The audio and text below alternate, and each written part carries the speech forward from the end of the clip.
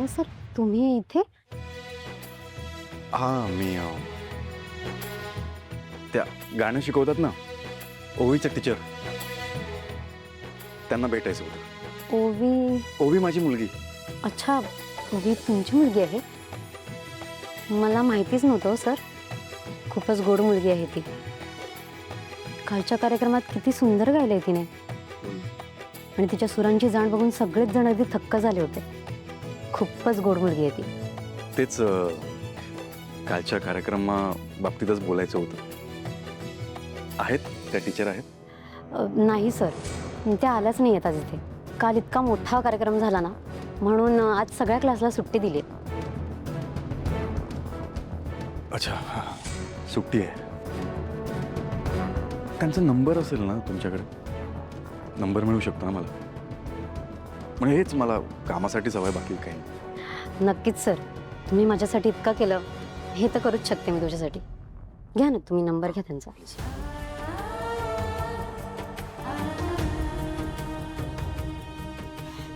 Thank you. Welcome. येतो.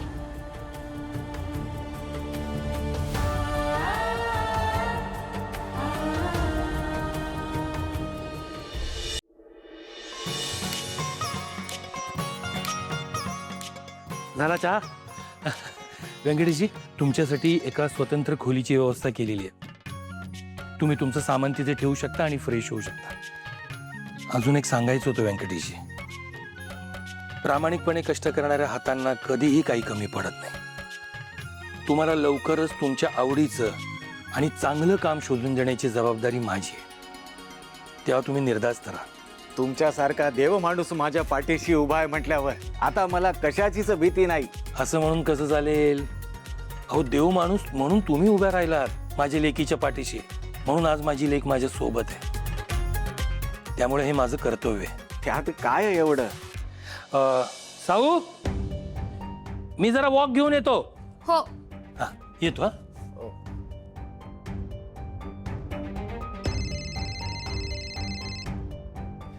सावली, सावली, तुझा फोन वाजतोय.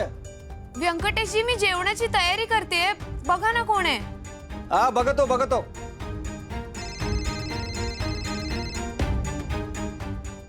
सावली, अननोन नंबर आहे बघ. Unknown number? अरे हो, व्यंकटेशजी कालच्या कार्यक्रमानंतर इतके फोन येत आहेत कौतुक करायला. बहुतेक त्यांच्यापैकी कोणाचं असेल. तुम्ही एकदा उचलून बघा ना कोण आहे. मी लगेच हात धुवून येते. हो, बघतो. हॅलो, हा, कोण बोलत? मी सारंग मेंदळे बोलतोय. हा सावलीचा नंबर आहे का? जरा बोलायचं होतं तिच्याशी. हो हो, सावलीचाच नंबर असतो. एक मिनिट. हा, कोणाचा फोन आहे? कोणीतरी सारंग सारंग मेंदळे म्हणून तुझ्याशी बोलायचं म्हणताय.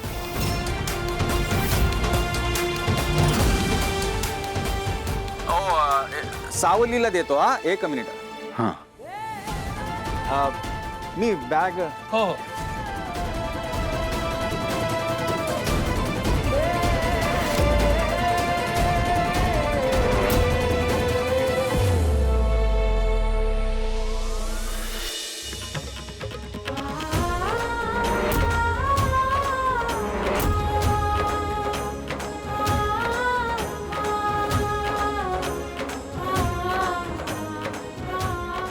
हॅलो.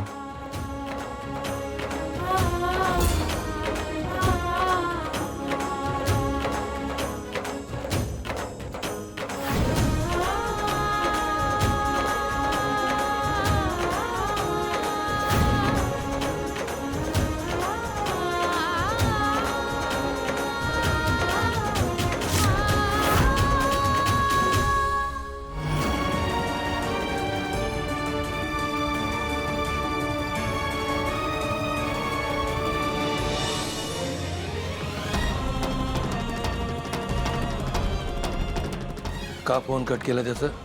बाबा, मला याबद्दल नाही बोलायचं आहे. 8 वर्षानंतर त्याने स्वतःहून फोन केला. का नाही बोललीस? काय बोलायचंय त्यांच्याशी बाबा? आमच्यात बोलण्यासारखं काही शिल्लकच राहिलं नाहीये. हे बघ साऊ, राग बाजूला ठेव. तो स्वतःहून खूप प्रयत्न करतोय. त्याचं म्हणणं मांडायला त्याला एक संधी तर देशील की नाही? संधी? ज्या माणसाने मला डिवोर्सचे पेपर्स पाठवले त्यांना मी संधी देऊ बाबा? हे बघ, माझा अजूनही विश्वास नाहीये हे जे काही झालंय हे त्याने स्वतःच्या मनाने केलंय, स्वतःच्या इच्छेने केलंय. काहीतरी चुकतंय एवढं मात्र नक्की. त्याचं खूप प्रेम आहे तुझ्यावर, कळलं ना? आणि डिवोर्स पेपर त्याने तयार केले नाहीयेत याची मला 100% खात्री आहे. स्वतःच्या मनाने नाही केलंय, मग कोणाच्या मनाने केलंय बाबा? त्यांच्या आईच्या मनाने? जर हे सगळं त्यांनी त्यांच्या आईंच्या सांगण्यावरून केलं असेल ना तर खूप वाईट आहे बाबा, खूप वाईट आहे.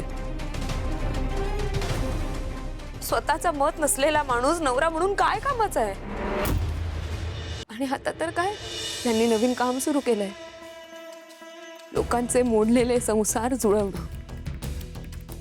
ते जुळवतायत लोकांचे संसार, आणि स्वतःचा संसार विस्कटताना त्यांनी एकदाही विचार नाही केला बाबा. एकदा माझ्याशी बोलले असते, तेही विचारलं नाही त्यांनी. आमच्यातला गैरसमज दूर झाला असता आणि कदाचित आम्ही आता.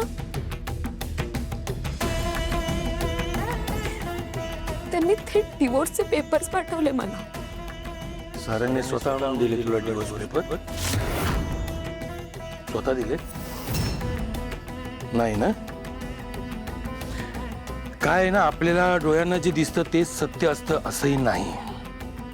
परिस्थितीला खूप पैलू असू शकतात, आपण ते बघत नाही, तशी शक्यताही ठेवत नाही. त्यामुळे आपल्या मागे घडलेल्या गोष्टींची शहानिशा करणं, खातरजमा करून घेणं हे आपल्यासाठी कधीही उत्तम असतं, हे नेहमी लक्षात ठेवा. बाबा, तुम्ही म्हणताय तसं पैलू असतात, मान्य आहे मला, पण मी माझ्या डोळ्यांनी बघितलंय ते तर खोटं नाही आहे. त्या दिवशी मी जे काही बघितलं ना, जे अनुभवलं ना, ते त्यानंतर मला अजिबात खातरजमा करून घ्यायची नाहीये. पण बाळा, बाबा, मला काही नाही बोलायचं याबद्दल, प्लीज.